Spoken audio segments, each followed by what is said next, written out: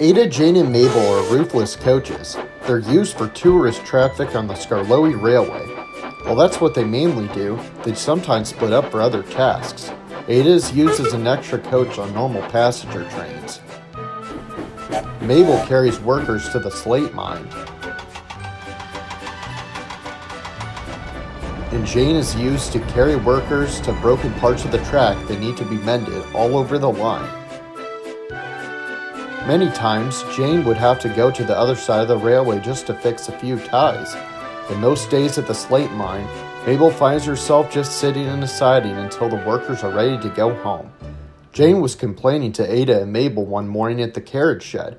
"I'm tired of having to go all over the place. Why can't I just have a job like yours, Mabel, where I know where I'm going every day?" "It's not as great as it sounds," Mabel replied. "It can get pretty boring just sitting there for hours on end." "Well, I would much rather do that than do what I have to do." Ada was listening when she thought of an idea. "If you two are getting tired of your jobs, why don't you switch for a day and see how you like it?" "You know, that doesn't sound like such a bad idea," said Jane. "It doesn't at all. I honestly didn't know why we didn't think of that before. Want to do it?" "Of course I do. It'll be nice to not have to go all over the railway for a day. Trust me, it's better than having to go to the slate mine. You'll go crazy by the time you get to leave." "You say that until your wheels are worn out from going all over this line and back 5 times over." "Alright, that's enough for now," said Ada. "Let's wait and see how you two like each other's jobs first." The two coaches agreed. When Rusty came to get Jane for the repair run, they asked if Mabel could go instead. Sure, I don't see why not." When Rusty set off with Mabel, Jane was sniggering to Ada. "She has no idea what she's in for. The slate mine is going to be a piece of cake." "Don't get too ahead of yourself, Jane. You never know what something is like until you do it," Ada replied. Jane just laughed. "Trust me, Ada, it can't be anywhere near as bad as being in the repair train. Just wait and see." Just then, Peter Sam came to get Mabel for the slate mine train. He was confused to see that she wasn't there. Jane explained the deal they had. "So I'm your slate mine coach today." "Alrighty then," Peter Sam said, and they headed to the station to pick up the workmen. "This'll be interesting," Jada said to herself. Mabel was excited. She was looking forward to traveling all over the line. "Where are we going first?" she asked Rusty. "A spot we actually haven't been to for a while." This got Mabel really excited. "Haven't been in a while? Jane is going to regret switching with me today." However, she was quite disappointed when she found out that the spot Rusty was talking about was at the wharf. "You really haven't been here in a long time?" Jane asked. "No, we haven't. The wharf is a busy place, and we usually don't get the opportunity to repair it as often. Today isn't as busy, so we're able to work on the rails here today." "Just in time, too," added Colin. "Freddie almost derailed yesterday at the spot you're at right now." "I did," said Freddie. "It was scary." Jane was annoyed. "I thought we'd be going somewhere a bit further. The wharf is a part of our tour route." But Rusty and the workmen paid no attention to her and went straight to work. "At least the slate mine is a place that we don't go to on our tour," she thought to herself. Meanwhile, Jane was on her way to the slate mines with Peter Sam. She was excited to have a day of relaxation.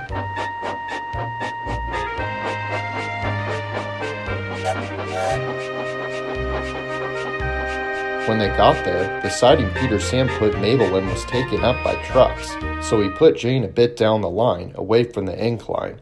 She liked it at first, but after a while, sitting in the same place all day became rather dull, but she wasn't going to admit it to herself. "At least it's comfortable," she thought to herself. "I think I'll take a nap." And with that, Jane went to sleep. The repairs at the wharf were finished, and the workmen got into Mabel to go to their next stop.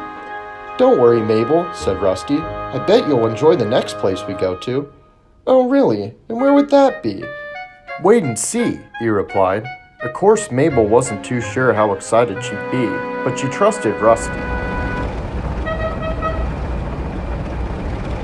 They had to go halfway across the line.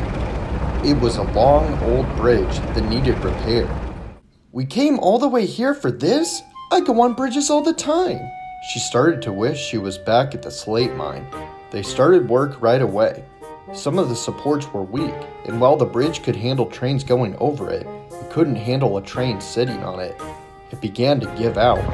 The men noticed this and quickly ran to solid ground, but Mabel was in serious danger. "Help! Help!" she cried. The men worked quickly.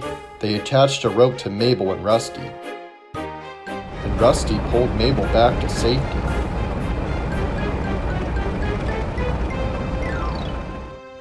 At that point, they all decided that that was a good stopping point for the day. "I think this bridge needs a bit more than just better track," said Rusty. Mabel didn't know what to say, but she did know that she was ready to go home. Meanwhile, Jane was still asleep in the same spot. There were a few trucks behind her that needed to go up the slate incline to be filled. Ivo Hugh wasn't paying close attention and shunted Jane along with the trucks.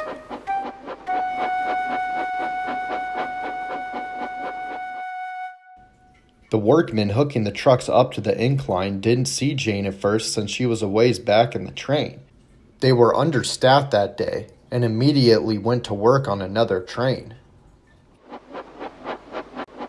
Unfortunately, Jane was still asleep, and she slipped by everyone without anyone noticing. She got all the way to the top when the momentum finally woke her up. She realized where she was and panicked. "Help! Get me down from here!" she shouted. Luckily, by filling the other two trucks with slate, it was enough weight to safely carry Jane back to the bottom of the incline. By the time she was down, it was time for her to leave, and she couldn't be more thankful. "I'm never coming back here again!" she exclaimed. Both coaches were glad to be back in the yard for the day. "So, how was switching jobs today? Did you two enjoy it?" "Well," said the coaches. Then they both sighed. "It was interesting to see what each other's days are like, but I think I like my own job better," said Mabel. "You are right, Jane. My job is better." "Yours is better?" replied Jane, offended. "At least in my job, I don't have to worry about being hooked on the incline like a puppet." "Well, at my job, I for sure don't have to go on broken bridges and worry about falling to my doom." The two were quarreling again. "Oh well," thought Ada, "I guess some things are just never meant to change."